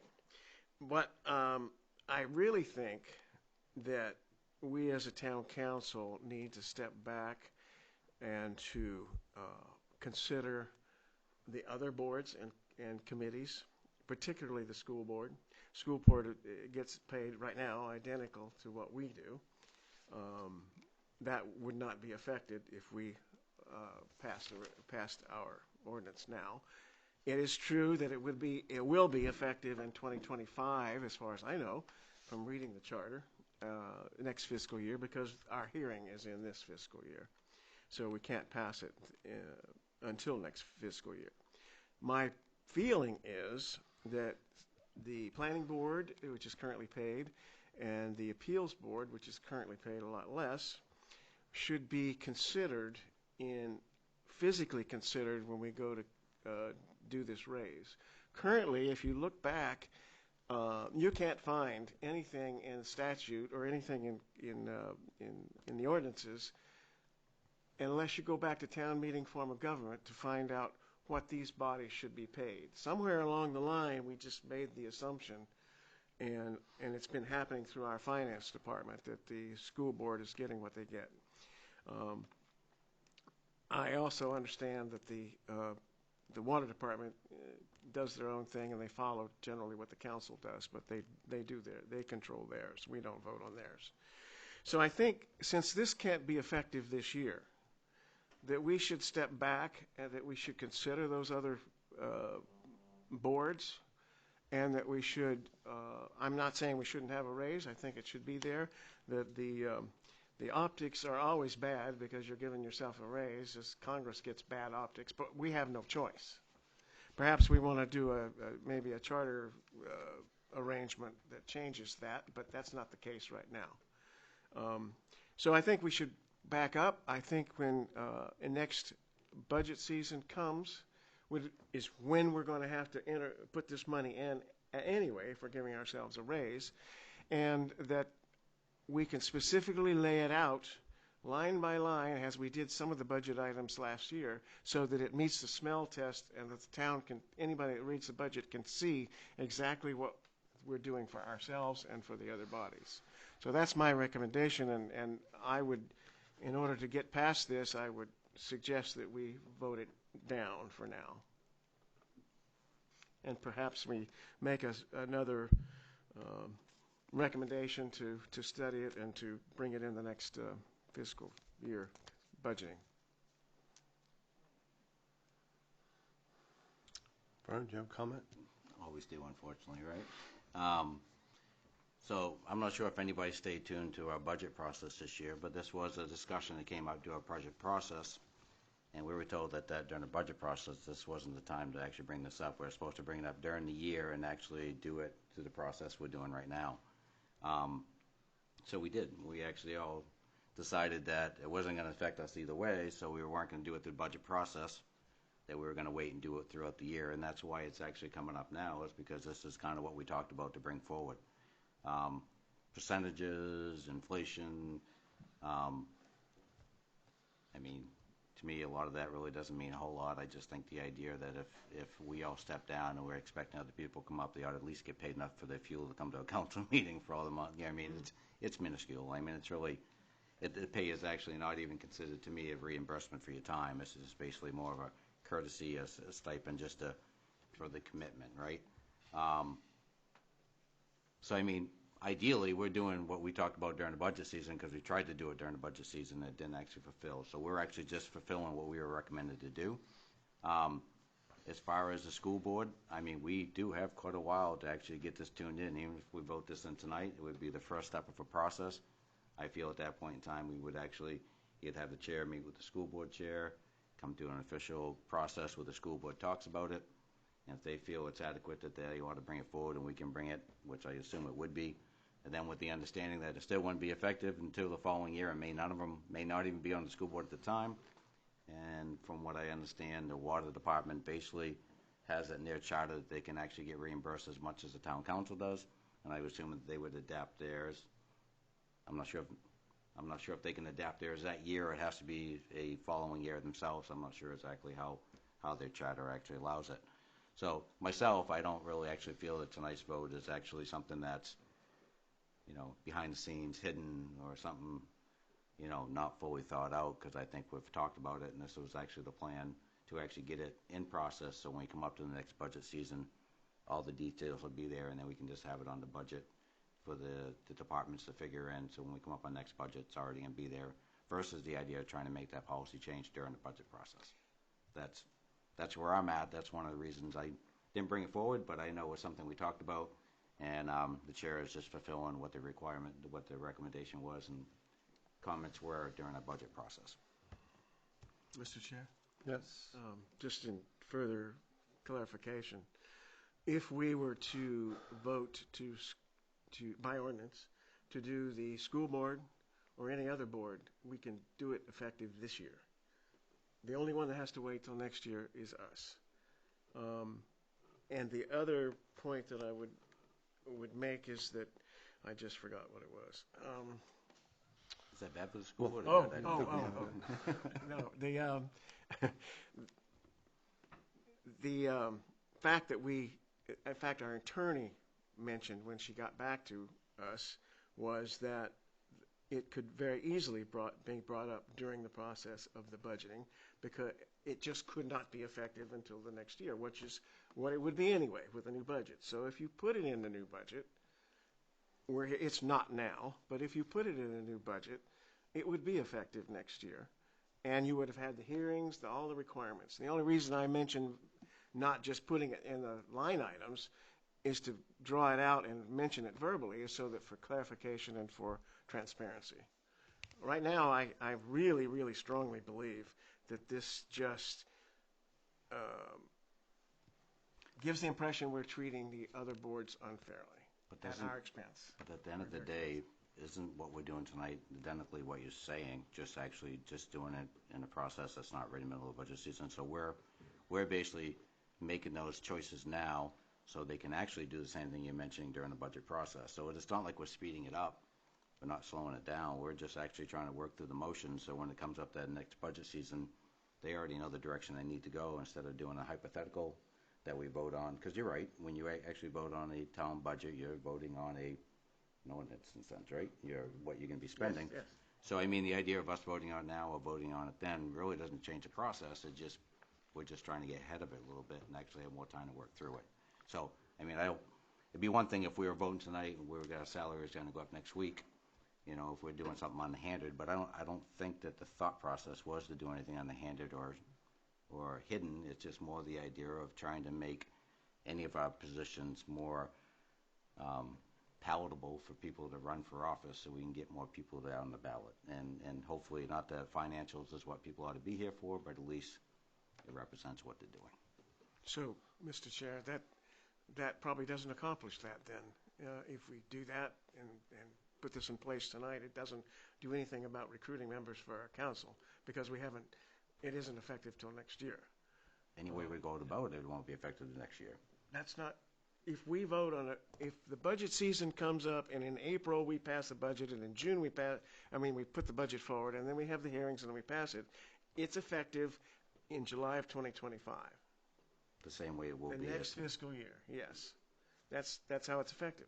And I think that if you're going to raise our pay, you should also raise the school and all those others, or change the others, effective the same time. And that's my point. We can debate this all night, but The ordinance regarding compensation for the other boards are really lacking for information because all it says is that they're set by the council. that's right. So we set the compensation for the other boards. Yes. We had spoken about this during budget season and decided that it wouldn't look good if we did that now. The only thing we didn't do was include the other boards in it, in our request. I don't know about your issue that if we give them a raise that's effective immediately. It's effective when we make it effective. Okay, I don't remember seeing that verbiage in the ordinance, but I'm of the mind that we know that all of the board members are due for a raise. I mean, you're crawling around the vault and you find out in 1989. I mean, that speaks to itself. That Why can't we have it that everyone gets that raise in the fiscal year you're talking about? No one gets it early. Yeah. Everyone waits. You can. And then everyone gets it at the same time. Yeah, I'm just saying that if you did it now for the school board, by ordinance, 2 readings, all that stuff, it could be effective this year. We don't necessarily want to do that, Right, but that could be right. done. We can. It sounds like we're not going to do that. We're going to.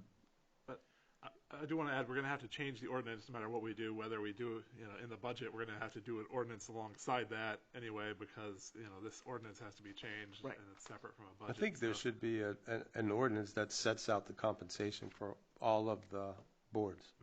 Not include just all. one, I mean, it should be by itself, just compensation of boards, whatever you want to call it.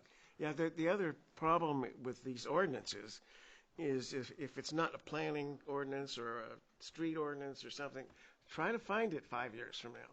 Where is this ordinance? And so that's why I was saying if you put it in a budget and lay it out in a budget, that works. And So- you may have to change the other one too, but Right, I mean, there's an ordinance that's separate from the budget that you'd have to change, because that says, explicitly, this is what you're supposed to pay, and Yeah, it's yeah, not you'd part have- of the yeah. budget, right? well, it says it can be changed by ordinance. I don't Right, but know. it has to be by ordinance, which the budget is not really an ordinance. Yes, in it its own is. way. Okay, well, It that's, is a legal I know, one. we have to change that specific ordinance, which specifies it, is what I'm saying.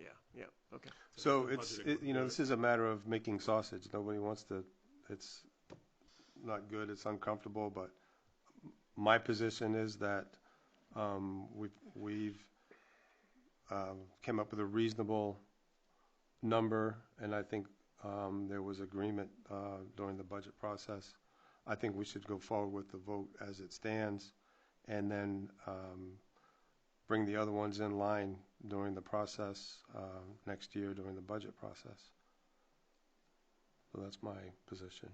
Yeah, I think it's fair to compensate both boards at the same level, but it's only the town council that's controlled through the ordinance, and Right. we can set the school board at the same rate. Any further discussion? If That I we're may ready. clarify, I just want to make sure that I have the right order here. So our vote is to amend as presented, is that correct? Yes. Okay. And that's a voice vote, right? Roll call. A roll call vote? Yes. Counselor Kane? Yes. Counselor Fellows? No. Counselor Keller? Yes. Counselor LaRochelle? Yes. Counselor Lunt? Yes. Counselor Moore? Aye. Counselor Robichaud? Yes. Order passed, 6 yeas, 1 nay.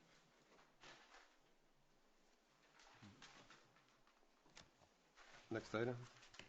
Order 2023-140 to approve Public Works purchase of a plow and wing.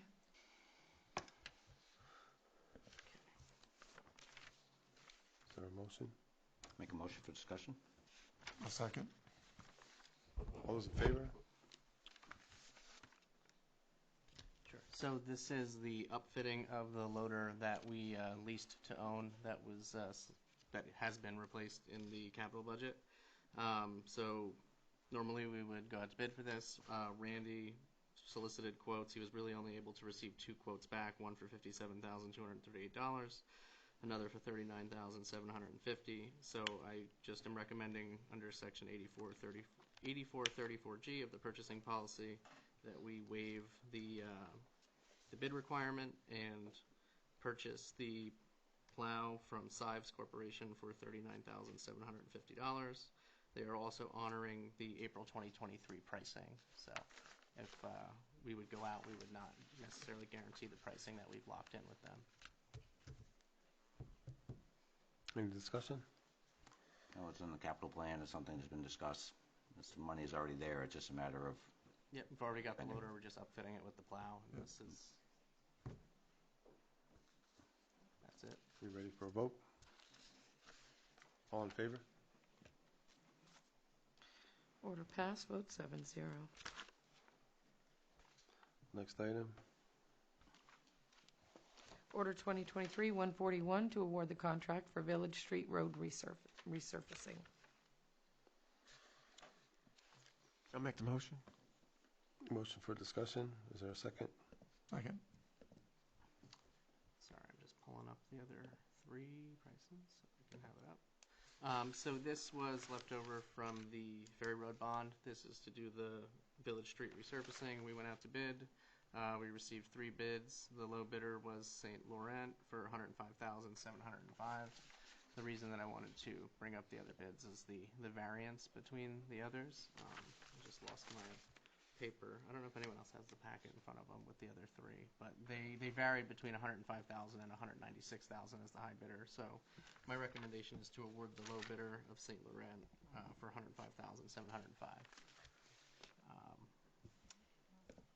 Sorry, I just lost my page. The other bidder was in the 150 range, but there was a pretty steep variance between 158, 920. 158, 920. Thank you, Don. Mr. Chair, may I ask a question? Sure.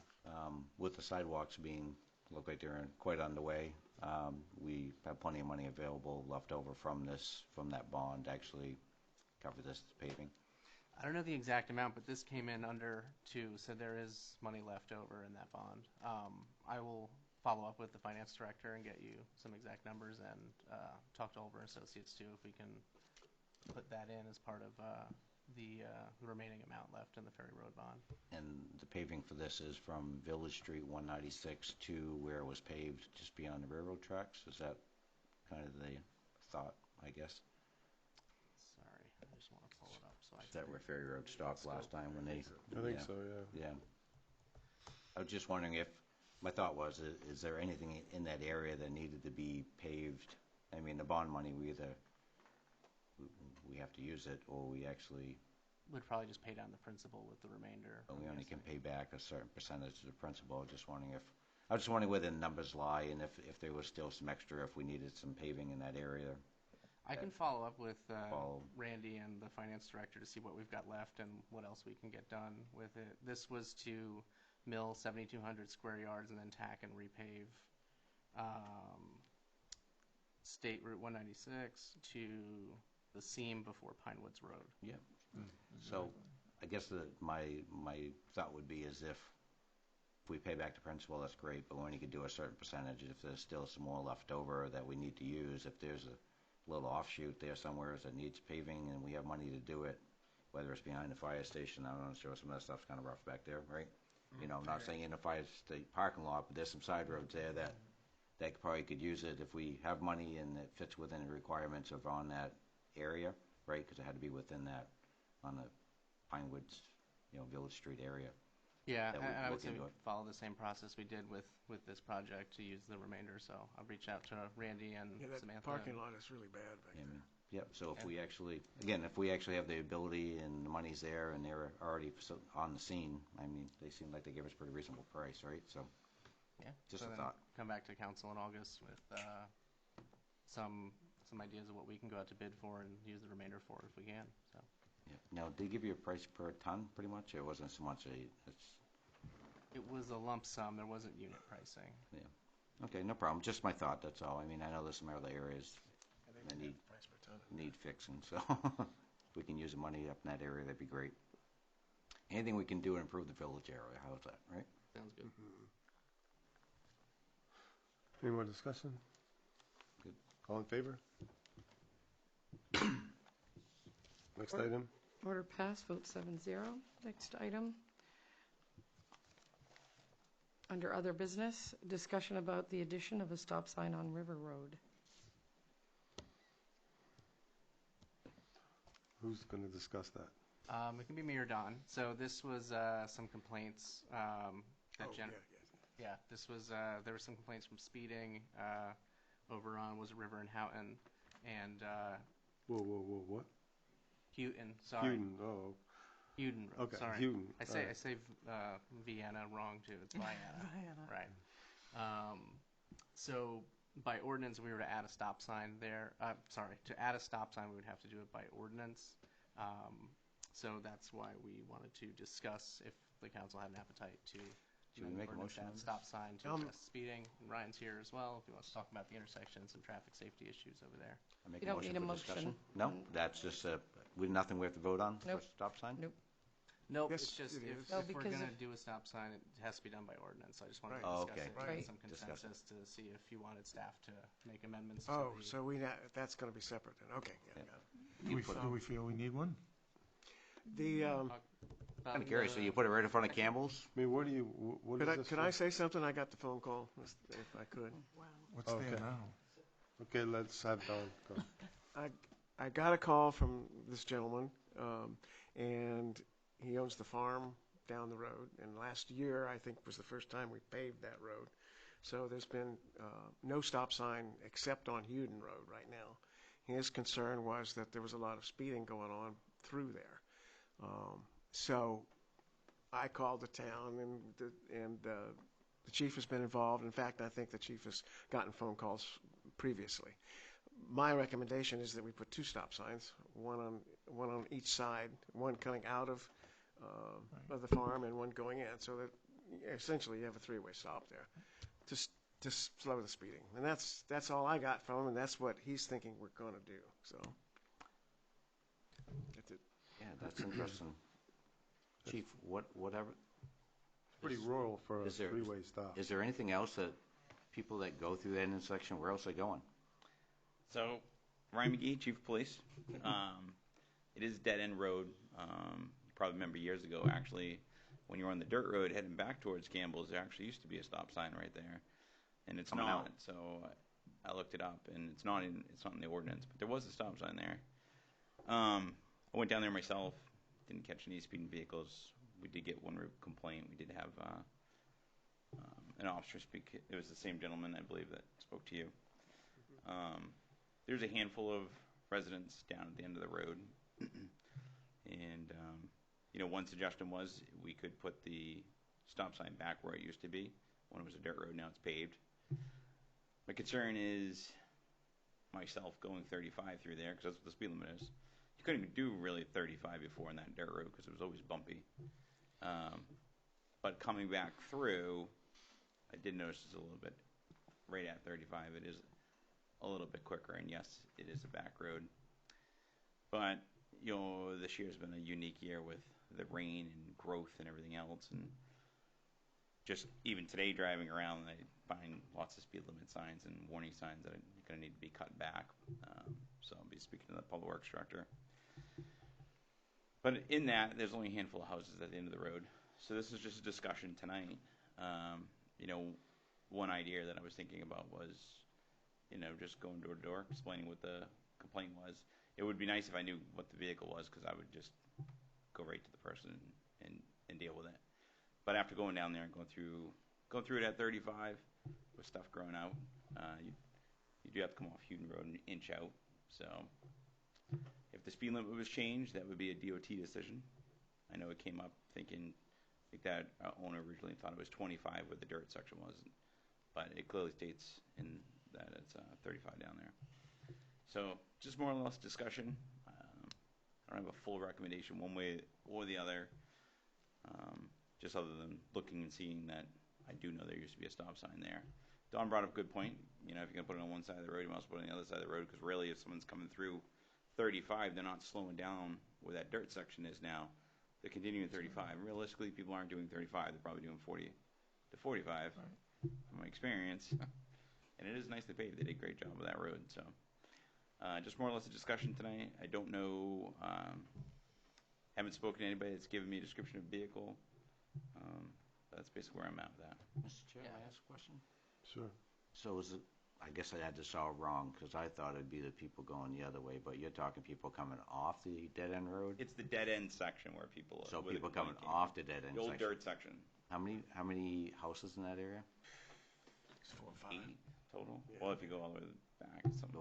So there's a number of residents who live down in that area and stuff. I mean, to me, it's one of those things, if it used to be a street sign, a stop sign, it just means it probably needs to be reinstalled. I mean, The only thing is it has to be done by ordinance, and it's not not in on the the ordinance list of for the stop list of stop signs, so signs. that's why we have to bring it to you to direct staff. so when to you're actually add coming it to a in the road ordinance bring and it you're back to you. actually changing the direction of the right of way, which you consider that just a straight right of way at this point in time? I mean, you figure that's a river road with no changes at all, so there's really no reason for a stop sign in a sense, is what you're thinking. That road does change a lot when you go through there. Yeah, So it does change a lot. it does change a lot. It seems very strange. It seems so if there was one there that you wouldn't think you'd need to have to go through ordinance to put it up again. But Yeah, I and think if that we could put it up, Well, and the stop sign that used to be there wasn't on the paved section. It was on the dirt section heading back towards Campbell's before you got to Hewden Road. I think that's where the more the concern is, right? I mean, I would think, but maybe not. don't know, when I was driving down through there, and you're actually paying attention of like, okay, who could come out. If you're doing rate at 35, yeah, I don't think it'd be too much of an issue. People shouldn't be speeding, for all the listeners. However, people going a little bit over, it's always a concern. But that's at any intersection, really. Mr. Chair, you mentioned to me the other day that the reason all those stop signs are in Houston Park is for that very reason, because nobody pays attention to the speed limit. Well, that's kind of the same issue. It is, but it's Houston Park. It's not the rural Houghton Road and River Road. So, I mean, it seems to me that we need to find the offending speeder, because it sounds like there's one person that's causing probably the issue. Does that sound right? Yeah, if we can locate the person speeding. But the other item that I thought about was I could just send a letter to each one of the residents just explaining that, it's been brought to attention that one of your neighbors is complaining about somebody speeding in this neighborhood. If it happens to be somebody that you know, just speak to them. A lot of kids and people walking. Those different community service type letters I can put out. I don't know how much good that would do. It's always better to have a face-to-face than a letter. But yeah. It sounds like it needs to be some more, research done to try to figure out. So we have the speed trailer in another location, and as soon as we wrap it up from there, we can move the trailer over there to actually get documented speeds. Because we're dealing with some speeding complaints in different parts of town. So since we're speaking about speeding, you might have noticed we've got 5 speed signs up across town. We have one on Summer Street, one on Ridge Road, Webster Road, Pinewoods Road, and Ferry Road. And those they do catch your attention. They do catch your attention. Actually, the other morning during queue times around 6:50, I sat up on Route 9, just curious because that used to be a pretty quick speedway through there, and no one was speeding through there. And I know I was in the unmarked cruiser off the side of the road. So they do help, and assistant town manager sent me some information about possibly more grant money, so I went to see about getting another one, and DOT agreed to give us 2 more of those speed signs, so we're actually going to place 2 more of those speed signs when Main Street project's done downtown in the 25, well, not right downtown, but in the 25. So as you're heading up past Main Hourglass Studio, or if you're coming the opposite direction. So it'd be good to have good reminders to keep people slowing down. The new ones don't give you the thumbs up, though. I like the thumbs I like up. the thumbs up because I live for the thumbs up. Actually, you actually strive for it. When you're coming down through the Big Dipper and heading up, you actually slow down, well, at least I do, to get the thumb. Yeah. But on Route 9, it just tells you slowed, like I get to 25. Or if you're going too fast, you get the camera flash. Right. Years ago, you used to see But it does register that you're going 25. It shows you slowing down. The 5 signs that we got were just over $20,000. No taxpayer money paid for it. That was well worth it. State funding. Yeah. I could have got the smiley faces. It was actually an additional funding. So only so much money. But those signs have had the best reviews, and they're the ruggedest signs for cold weather areas. The signs that I got before, or the town got before, the one we put in the speed trailer, and the one that was down in Elizabeth Falls, that was through a previous public works structure. Those signs aren't all year round signs. They're not as rugged. The new signs that we have, they're extremely rugged, and they're meant for the elements to not be taken down in the wintertime. So, thank you. Mr. Chair? Yes. There you go again. I just wanted to ask if the police chief wouldn't mind following up with the constituents to let them know what you're up to. Yep, absolutely. So I'm sure he would appreciate it. I absolutely will. Portable speed bumps right along the river road. Let's not mention speed bumps. How about that? Mr. Chair, may I See how much they like that. Harpswell. Can I ask a question? Though I guess I'd like to have some understanding. So we actually have ordinance in town for street lights that say street lights have to be here, here, and here, and not here, except for reception. Yeah. So we have stop signs. So the stop sign ordinance is basically what it has to spell out where they are, right? Unless there's It does. There's a list of where the stop signs are. So on the only one that's listed is River Road at Route 196. So that we actually have a map of the whole town saying this is where the stop signs by ordinance will be. On the ordinance, I was able to find out based basically it's like an Excel document, it looks like. Yeah, I mean, I would like to have this ordinance have a line added that it's discretion of our public safety to actually, if they feel needed. I mean, to me, it's silly coming to me to ask for a stop sign, because I'm not the one that actually is enforcing the law and knows the safety factor of it. It ought to be some. Careful what you wish for. You might have a lot of stop signs. Yeah, I don't know if that's a good idea. But again, I mean, you're gonna have to patrol them. You're gonna have to actually, ticket people. So it puts more burden on you than me. But it just seems it's kind of like telephone pole permits. I mean, when was the last time we really had a discussion at the council level saying, no, I don't want that pole there? Usually by the time it gets to us, it's basically, okay, yeah, if you need it, you get it, Yeah. I feel the stop sign thing is kind of one of those things that's almost at the same level. If we have an ordinance, I think there ought to be something in there, if not added to saying that it's in discretion of our police chief or safety committee, or I just think they're coming to the council and actually for us saying, no, there shouldn't be a stop sign there is actually, I'm not sure if I'm qualified to say that, so. Thank you. You're welcome. Thank you. So, why we're having that discussion is so if the council wants to direct staff to draft a change to the ordinance to either allow discretion or to add a stop sign, let me know, or if we just kind of let him go. Yeah, let's see what Chief McGee comes up with for Okay. a solution. We'll be anxiously awaiting at our next meeting. Chief, before we do that, is there a lot of other areas that you'd want to have stop signs? I mean, just asking. The record, it all depends. No, I don't have any other locations for stop signs. So. I know Lisa's been looking for one on 125 by the library, but that's a state road. So If that was a four-way stop at the library where Union and Maple meet Maine, it would really slow everything down because people come flying down, especially the fire chief when they finish putting that concerns new about that. pavement. When they finish the construction up there, people are going to drive faster because it's smoother. I almost We're got gonna have a nailed at speed the sign same down intersection. there. We're gonna go slow. Sorry, Maybe we'll Chief. get a smiley face for that. Thank you. didn't mean to pull you up. Thank you. Next item. Okay, next item. Council committee reports. School committee. School committee has not had a regular meeting since our last meeting. They have had several special meetings, all of which were very quick meetings just to approve new appointments, new staff positions. Planning board. Yep. Their next meeting is July 27th, and they had 5 conditional applications, which will all be heard at that point. They also had more discussion on rural open space 1 and 2, and with the gain of the idea of allowing more responsible residential in that area. Lisbon Development Committee. I was not able to meet that meeting, but if Russ has anything here he'd like to add. Good evening, Ross Cunningham, Economic Community Development.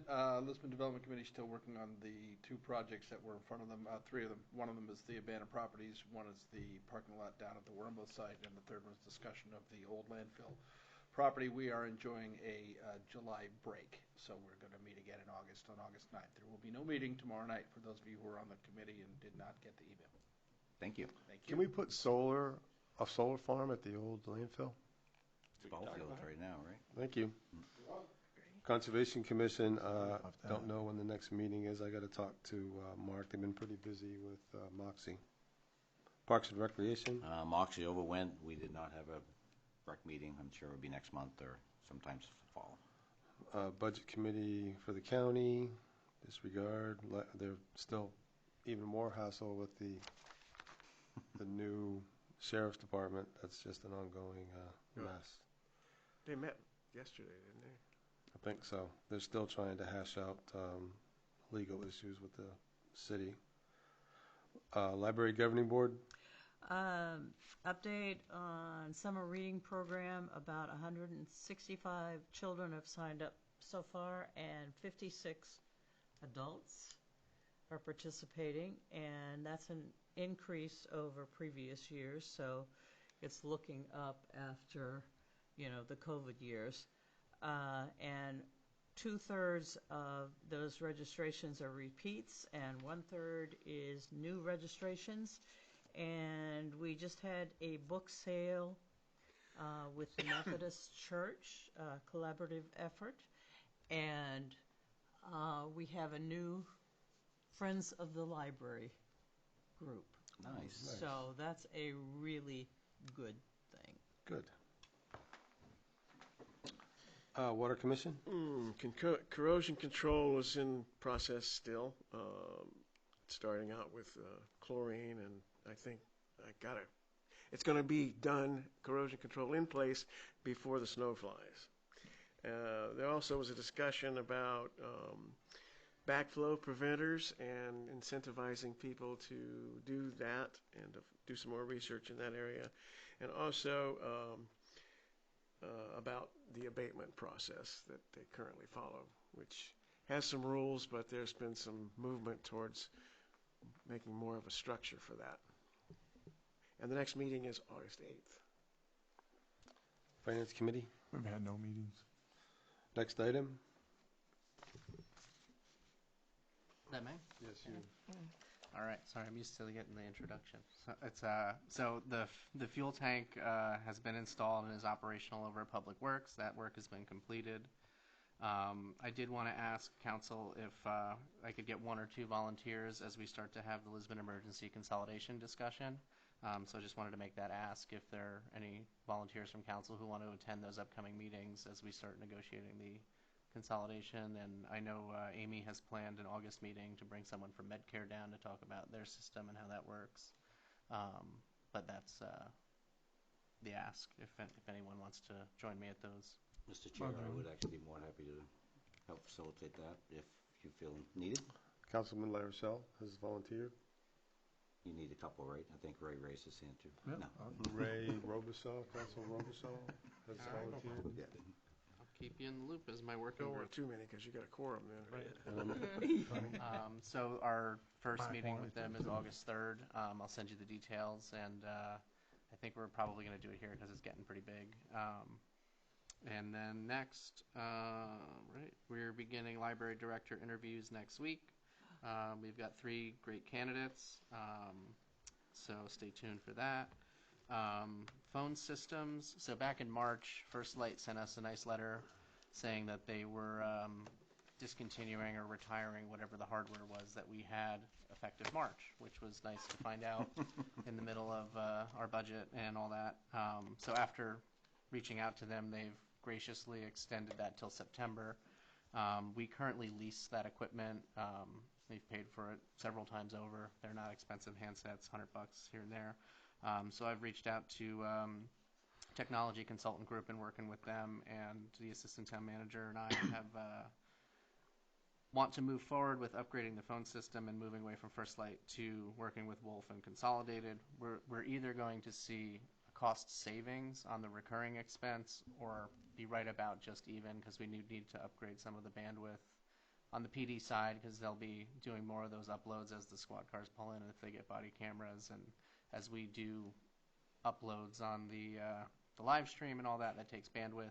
Right now we're on a lot of Spectrum courtesy accounts. I believe our bandwidth on the town side is 20 down and 2 megabits up. So the PD will go to 500 fiber with a better service level agreement. So if there's downtime, they get the response right away. Like I said, right now, a lot of the town accounts are on courtesy accounts. And even with upgrading the fiber service, we're bringing down the recurring expense on the phones. So it'll either zero out or we'll see a savings.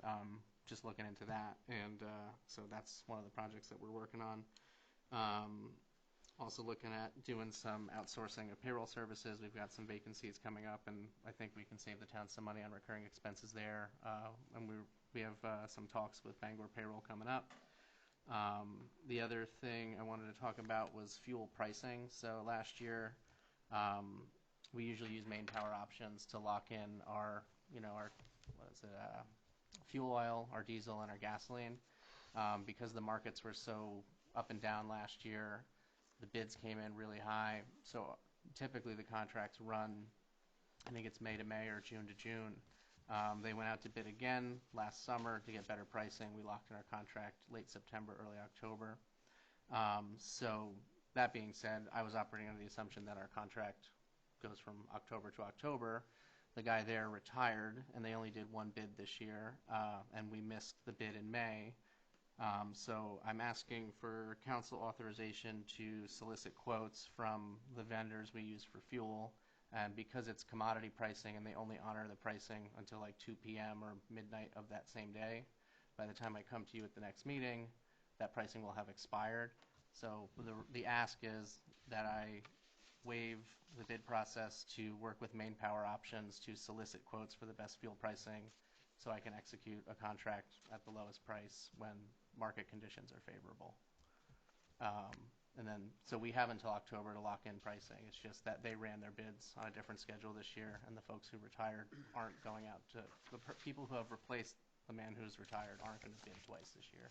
So I'll have to get the pricing on my own, and they'll button up the contract for us. May I ask a question on that, Chair? Sure. So how do you get back into that May to May timeframe again? Do you actually put it in for a shorter bid process this time? So when I solicit quotes this time around, Maine Power Options will write the contract for us. We'll still be part of that cooperative, but the contract will run out. It'll go October to May, and then we'll jump on the next round of bids. Nice. Just curious, that's all. If we get out of sync, sometimes that could be a problem. Yeah, so it was a little wacky with, like I said, they only honor the pricing for a couple hours when I get it, so it's tough to get back to you and then say, can I award this to such and such, so. You have the order? What order? I make a motion to allow the town manager yes. to actually.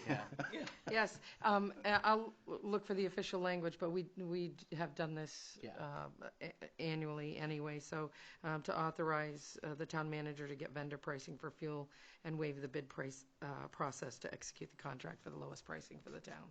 I'll make the motion. Second. All in favor? Thank you. Last thing, not terrible news, but not great news.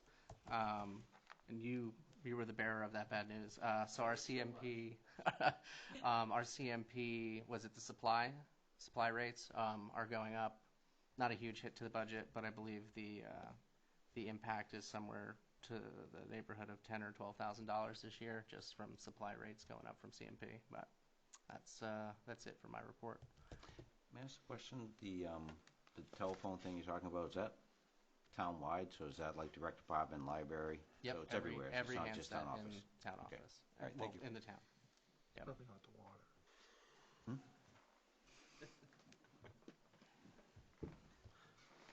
Next item? Next item is the announcement that nomination papers for the November 7, 2023 annual municipal election will be available on July 31st. So far, well, right now we have one school committee and one town council seat will be open. Next item? Appointments. The first appointment is for two committees. One is the Ethics Panel and the other is the Finance Committee.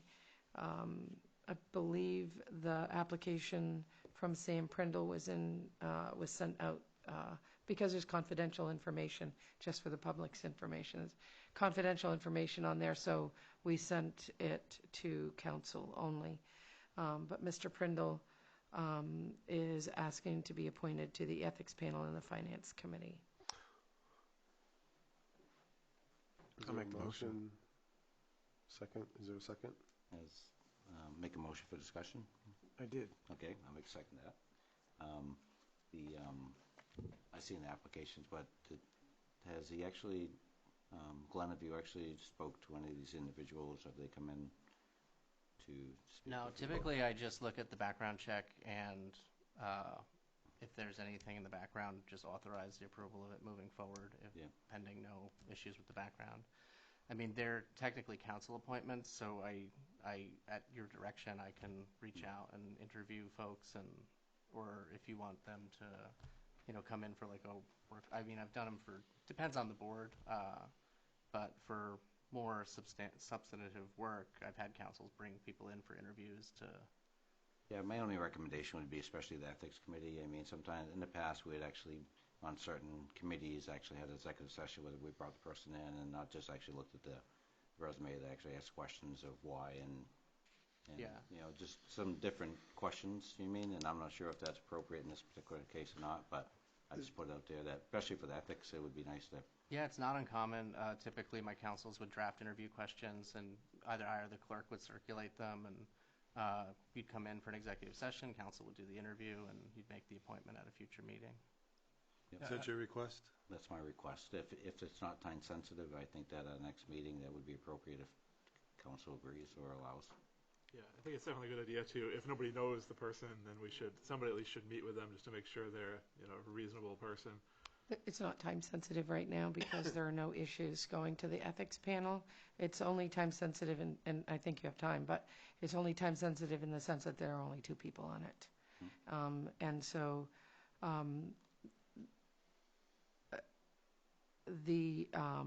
I think, just to add to what you've all said, because I get to talk to every person who makes the application for all the different things.